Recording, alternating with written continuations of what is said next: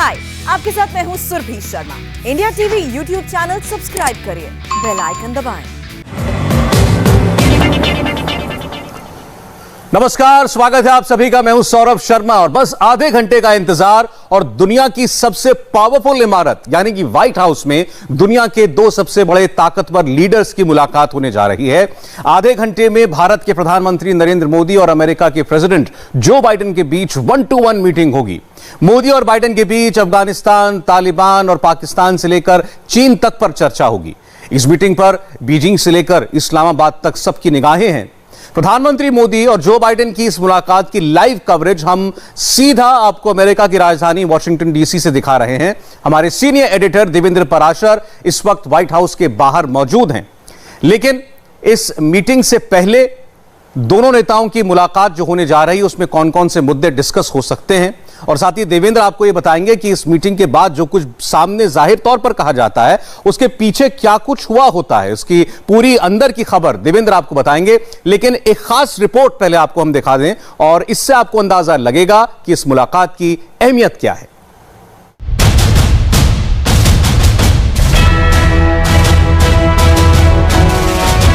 भारत के एक प्रधानमंत्री, अमेरिका के 3 राष्ट्रपति। इस बार नरेंद्र मोदी अपने 7वें दौरे पर अमेरिका पहुंचे हैं। भारत में पिछले 7 बरस से एक ही प्रधानमंत्री हैं। वहीं इस बार व्हाइट हाउस में प्रधानमंत्री मोदी की अगवानी करने वाले जोसेफ रॉबिनेट बाइडेन अमेरिका के 3रे प्रेसिडेंट हैं।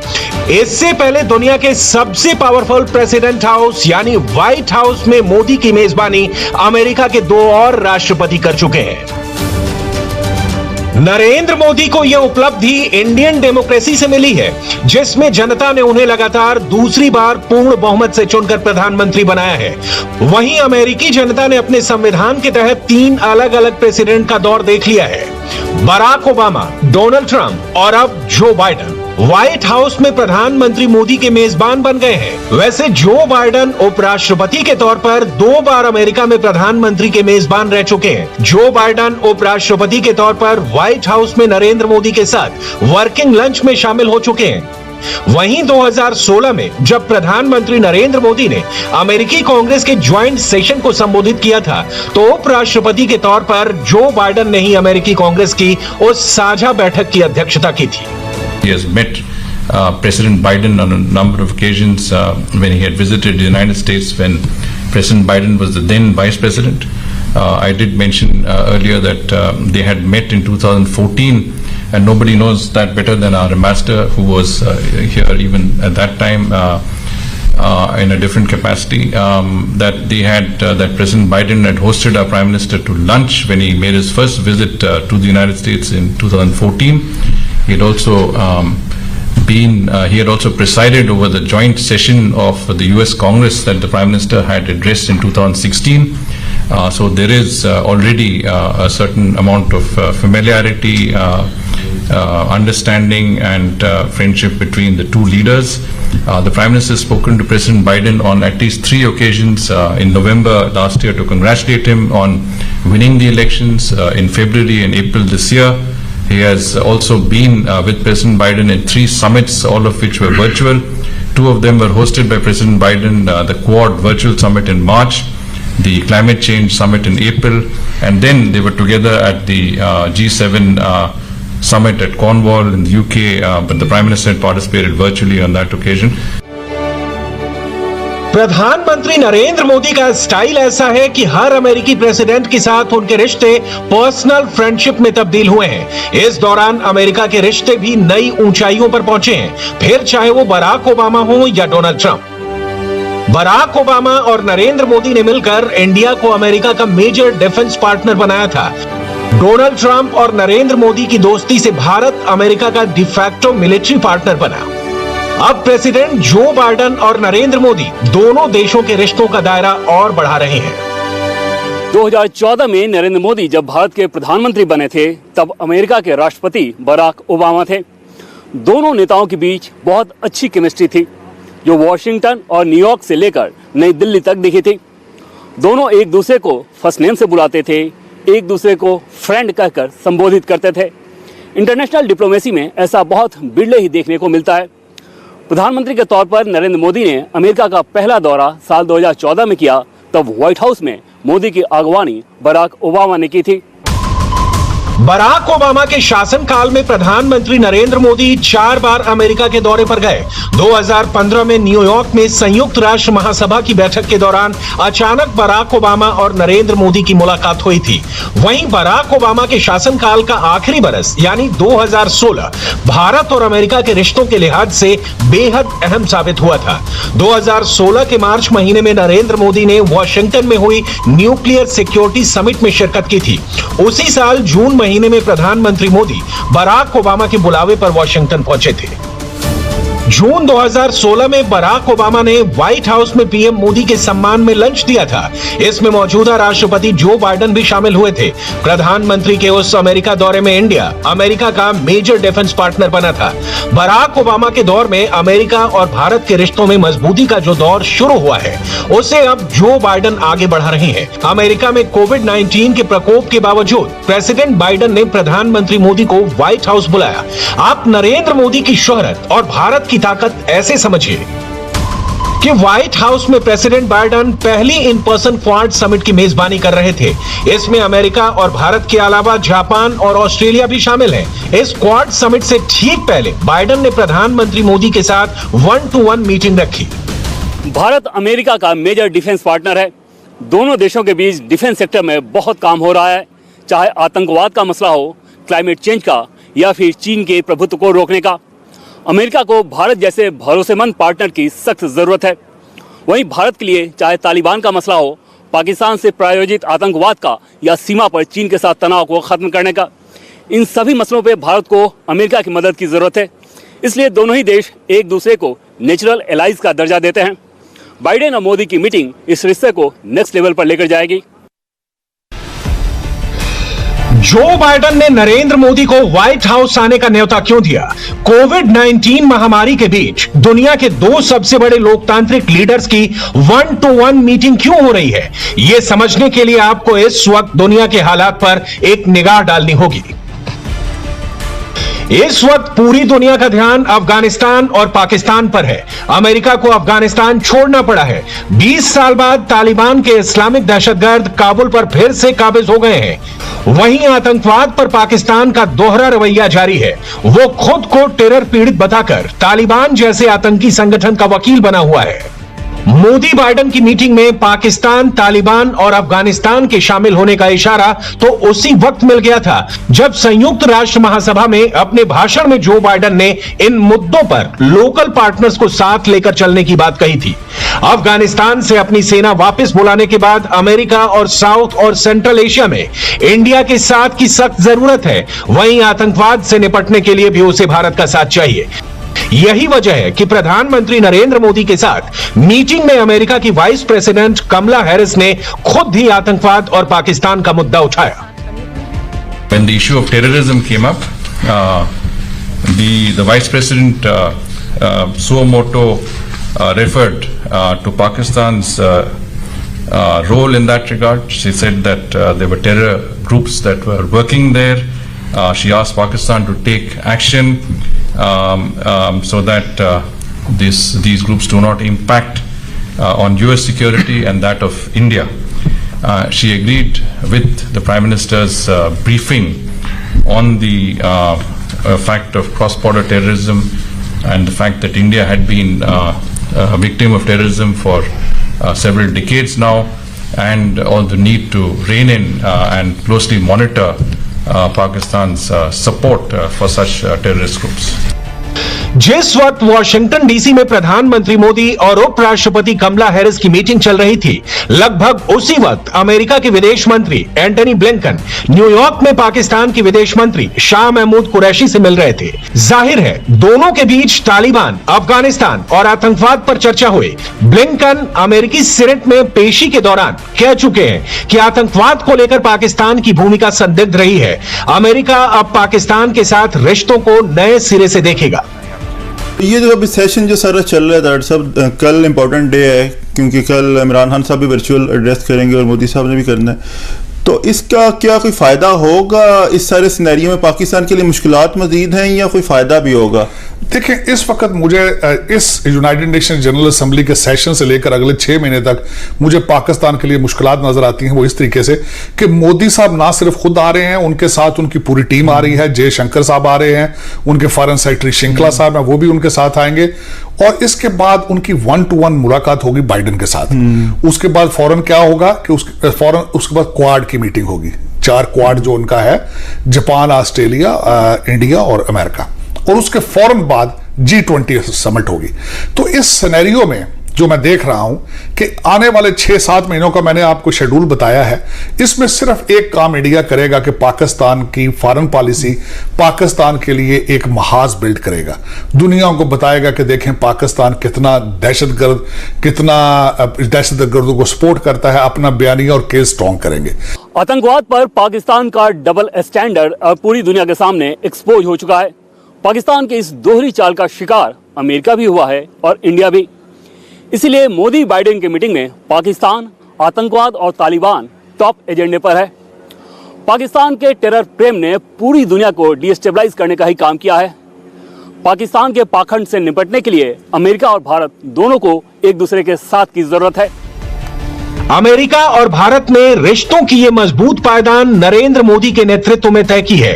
ओबामा और डोनाल्ड ट्रंप तो राष्ट्रपति ही नहीं, नरेंद्र मोदी के पर्सनल फ्रेंड भी रहे। ट्रंप के साथ तो प्रधानमंत्री मोदी ने 2019 में ह्यूस्टन में हाउडी मोदी प्रोग्राम भी किया। ओबामा के दौर में इंडिया मेजर डिफेंस पार्टनर बना, तो ट्रंप ने इंडिया को डिफैक्टो मिलिट्री पार्टनर बनाया। आखिर इंडो पैसिफिक में चीन का सामना कर पाए, ऐसा अमेरिका का कोई और पार्टनर है कहां? हिंद प्रशांत क्षेत्र में अमेरिका सबसे बड़ी सैन्य ताकत है, तो क्वाड पार्टनर्स में इंडिया का नंबर दूसरा है। इसलिए व्हाइट हाउस में मोदी और बाइडेन की 1-to-1 मीटिंग के बाद क्वाड लीडर समिट होगी। इसमें चीन के खिलाफ एक बड़ा चक्रव्यूह बनना तय है। क्वाड के चारों देश इकोनॉमी, इमर्जिंग टेक्नोलॉजी और इंफ्रास्ट्रक्चर के क्षेत्र में सहयोग बढ़ाएंगे। चारों देश मिलकर पहले ही नेवल एक्सरसाइज कर रहे हैं ताकि हिंद प्रशांत में चीन को जवाब दे सकें।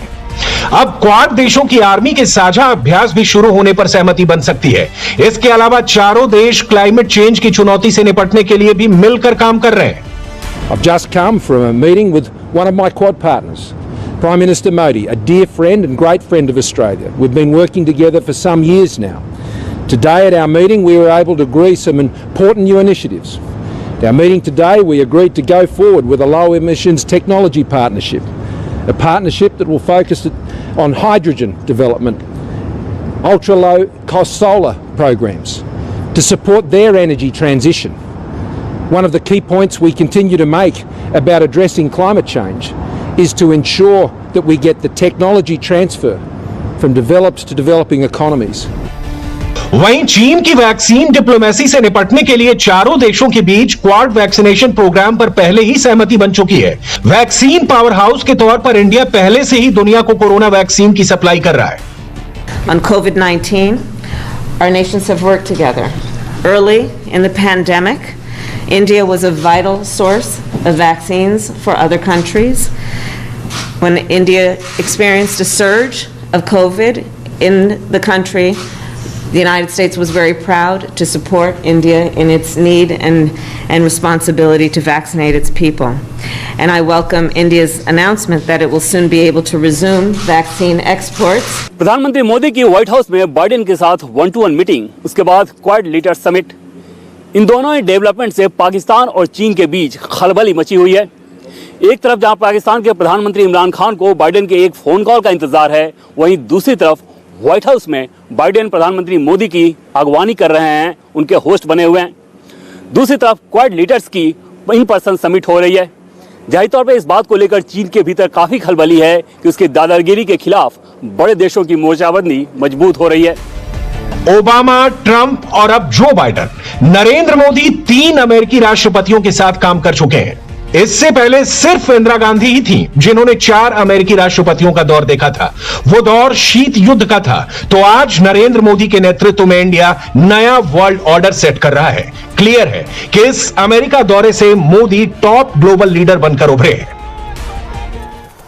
तो जाहिर है इस वक्त जो दुनिया के हालात हैं उसे लेकर क्वाड की बैठक और खास तौर पर पाकिस्तान, अफगानिस्तान और तालिबान के आने के बाद भारत की भूमिका और उसमें अमेरिका के साथ प्रधानमंत्री मोदी की ये बातचीत बहुत ज्यादा अहमियत रखती है। सीधे आपको व्हाइट हाउस लेकर चलते हैं, हमारे सहयोगी देवेंद्र पराशर वहां पर मौजूद हैं। देवेंद्र, सबसे पहले तो इस वक्त की कोई डेवलपमेंट हो तो वो बताइए, और कितनी देर में प्रधानमंत्री यहां पर पहुंच जाएंगे? बैठक के एजेंडे के बारे में कोई बातें सामने आई हों?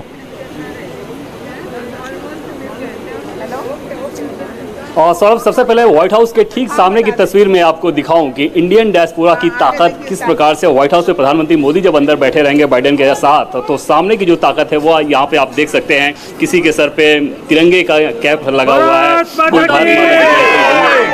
मैडम जी, शशि जी, हर हर मोदी, घर घर में मोदी, हर हर मोदी, घर घर में मोदी, हर हर मोदी, घर घर में मोदी। मोदी जी की जय हो। Modi ji, we love you. Modi ji है तो मुमकिन है हर मोदी जी है तो we love you Modi ji. Proud of Modi. घर घर मोदी जी।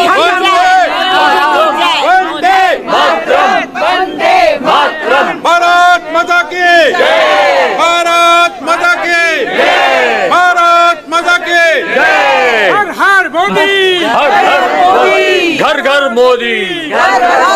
सौरभ, सुन रहे हैं कि किस प्रकार का नजारा है व्हाइट हाउस के ठीक सामने। और जब ऐसी ताकत हो और भारत जैसे लोकतंत्र के प्रधानमंत्री अमेरिकी राष्ट्रपति के सामने बैठे, तो आप अंदाजा लगा सकते हैं कि फिर वैसी स्थिति में वो ताकत कितनी ज्यादा बढ़ जाती है, उन बातों में कितना वजन बढ़ जाता है, उन मुद्दों में कितना वजन बढ़ जाता है जब भारत के प्रधानमंत्री अमेरिकी राष्ट्रपति को ये बताएंगे। हालांकि इसमें कोई दो राय नहीं कि अमेरिकी राष्ट्रपति और प्रधानमंत्री नरेंद्र मोदी दोनों पहले से सेम पेज पे हैं अधिकांश मुद्दों को लेकर।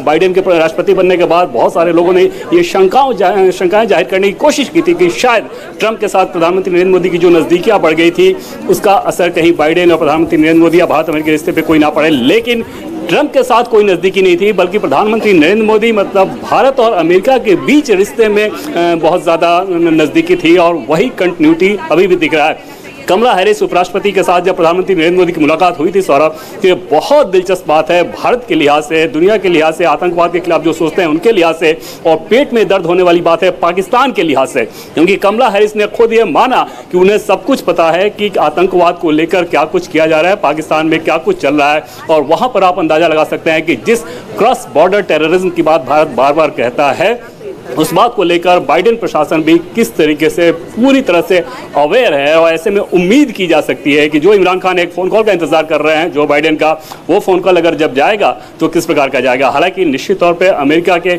अपने सारे रणनीतिक बिंदु होते हैं, उन रणनीतिक बिंदुओं के हिसाब से वो बहुत सारी चीजें वो करता है, लेकिन इसमें कोई दो राय नहीं कि अधिकांश मुद्दों पर भारत और अमेरिका की सोच अभी साझा सोच है। चाहे कोई पैंडेमिक से लड़ाई लड़ने की बात कर लें, क्लाइमेट चेंज की बात कर लें, चीन के दादागिरी और प्रभुत्व की बात कर लें, या आतंकवाद की बात कर लें, तालिबान की बात करें, इन सारे मसलों पे प्रधानमंत्री नरेंद्र मोदी जो एक ग्लोबल वर्ल्ड लीडर के तौर पे जिन मुद्दों को आगे बढ़ाते हैं, उसमें अमेरिका से भी उन्हें उसी प्रकार का सपोर्ट मिल रहा है। और कल उपराष्ट्रपति और प्रधानमंत्री मोदी के बीच जो बातचीत हुई, उस बातचीत ने एक पैटर्न सेट कर दिया है कि आज की जब बातचीत होगी तो बहुत स्मूथ बातचीत होगी, दोनों सेम पेज पे होंगे, और ये बहुत ऐतिहासिक बातचीत होगी भारत अमेरिका रिश्तों के लिहाज से। और उसके बाद जब द्विपक्षीय बातचीत के बाद सौरभ क्वाड मीटिंग होगी, तो वो एक अलग लेवल की मीटिंग होगी, और इससे निश्चित तौर पे डिप्लोमेसी की दुनिया में बहुत ज्यादा नजरें टिकी हुई है इस बात पे कि आखिर क्वाड लीडर्स जब मिलेंगे और तकरीबन 2 घंटे की बैठक वो चल सकती है, ऐसी उम्मीद जताई जा रही है। तो देवेंद्र, हम थोड़ी देर का एक छोटा सा ब्रेक ले लेते हैं, क्योंकि इसके बाद फिर अब लगातार जो है सिलसिला बैठकों का शुरू होने जा रहा है, जैसा देवेंद्र आपको बता रहे थे। तो इंतजार है प्रधानमंत्री मोदी के व्हाइट हाउस पहुंचने का।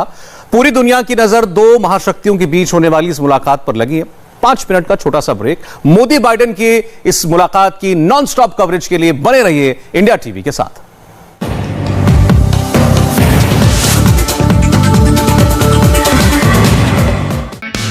हाय, आई एम सुरभि शर्मा। खबरों से अपडेट रहने के लिए India TV YouTube channel subscribe करिए, साथ में बेल आइकन जरूर दबाएं। जुड़े रहें इंडिया टीवी के साथ।